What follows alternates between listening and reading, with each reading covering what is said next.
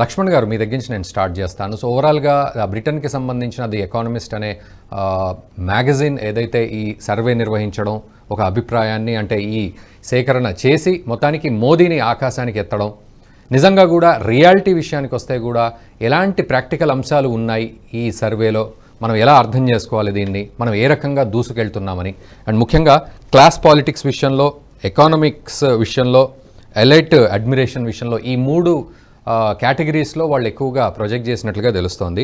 So ఎలా దీన్ని మనం అర్థం చేసుకోవాలి సింప్లిఫైడ్గా? ఇప్పుడు ఇవాళ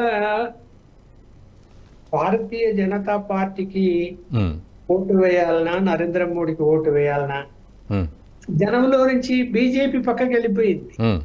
మోడీకి ఓటేయాలంటున్నారు.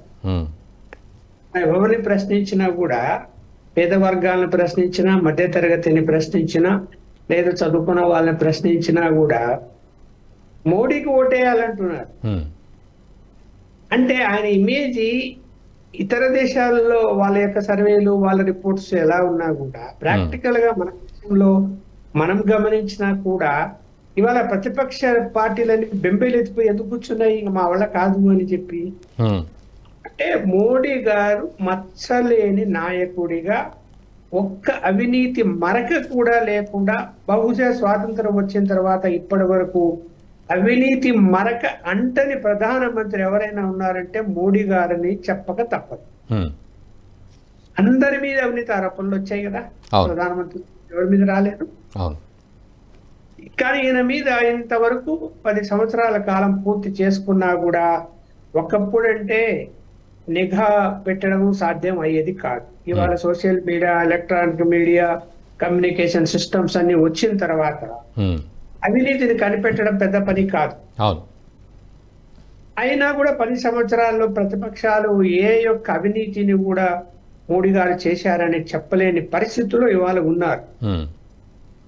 అన్ని వర్గాల ప్రజల్ని ఆకర్షిస్తున్నారు అన్నమాట వాస్తవము. అది ఇక్కడ మనము ప్రపంచ దేశాలతో పోల్చుకున్నప్పుడు సరే, సహజంగా మనకి ఎంతసేపునా కూడా అమెరికా, చైనా, రష్యా ఈ 3 దేశాల గురించే మాట్లాడతారు. ఆ దేశాల యొక్క ప్రెసిడెంట్లు లేదంటే ప్రధానమంత్రులు వాళ్ళ గురించి చర్చకు వస్తుంది. ఇవాళ మరి ట్రంప్ కు ఉన్నటువంటి ఇమేజ్, లేకపోతే ఇంకొక ప్రస్తుత అమెరికన్ ప్రెసిడెంట్ కు ఉన్నటువంటి ఇమేజ్ లేదా కంపారిజన్ చేసుకున్నప్పుడు, లేదా రష్యా ప్రధానమంత్రిని కంపేర్ చేసుకున్నప్పుడు, ఎందుకు ప్రపంచ దేశాలన్నీ కూడా ఇవాళ ఈవెన్ అరబ్ కంట్రీస్ కూడా ఈయనకు రెడ్ కార్పెట్ వేసి ఎందుకు పిలుస్తున్నాయి? ఏ దేశమైనా ఈయన గురించి వ్యతిరేకమైనటువంటి స్టేట్మెంట్లు కానీ, లేకపోతే భారతదేశంలో పరిపాలనలో లోపాలు ఉన్నాయని కానీ చెప్పలేని పరిస్థితి ఎందుకుంది? సరే, రాజకీయ కోణంలో మాట్లాడడం అది వేరు, మన ప్రతిపక్ష పార్టీ. వాస్తవ పరిస్థితులు ఏంది? ఇవాళ ఏ స్థాయిలో ఎకానమీ ఉంది, ఏ స్థాయికి మనం ఇవాళ ఎదిగాము అంటే, ఒక్క వ్యక్తి తను ముందు నిజాయితీగా ఉంటూ మిగతా వాళ్ళకి ఆదర్శంగా ఉండటం వల్ల అది సాధ్యమవుతున్నది. ముందు లేకపోతే సాధ్యమయ్యేది కాదు. ఇవాళ ఏ అంశాలు అయితే చేయాలనుకుంటున్నారో అవి నిబద్ధతతో చేస్తూ ముందుకెళ్తున్నాడు కాబట్టి ఆయనకు ఆ గుర్తింపు లభించింది. ఇవాళ 5వ స్థానంలో మనం ఆర్థిక వ్యవస్థలో బలపడి ఉన్నాం.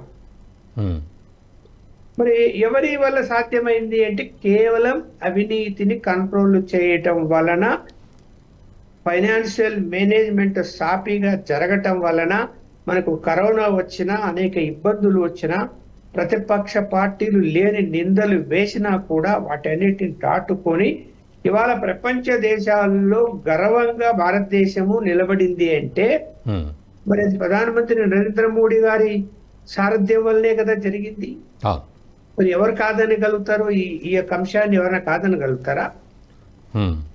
చీప్ గా చిల్లరగా మాట్లాడుతున్నటువంటి ప్రతిపక్ష పార్టీలు అసలు ఏం జరిగింది భారతదేశంలో, ఎందుకు ఇంత అంటే వాళ్ళకి అది ఈర్ష్యలాగా ఉంది.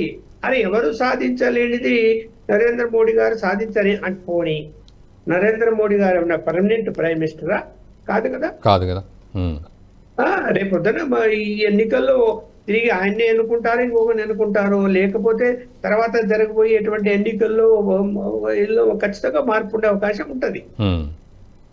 కాకపోతే ఆయన ఒక ఆదర్శంగా చూపించాడు. ఉమ్.